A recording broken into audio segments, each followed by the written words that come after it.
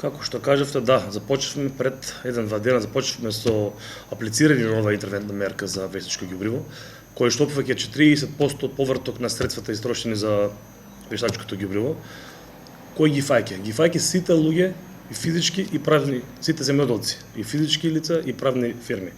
Кога станува збор за физички лица, доволно да достават сметкопотврда со фискална, а сметкопотврда треба да биде наведено за кој вештачко ѓубриво станува збор и килограми или литри.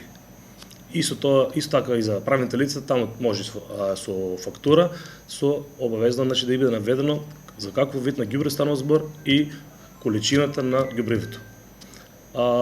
Многу е важно да се знае дека за 1 хектар дозволиво е 200 литри килограми вештачко ѓубриво.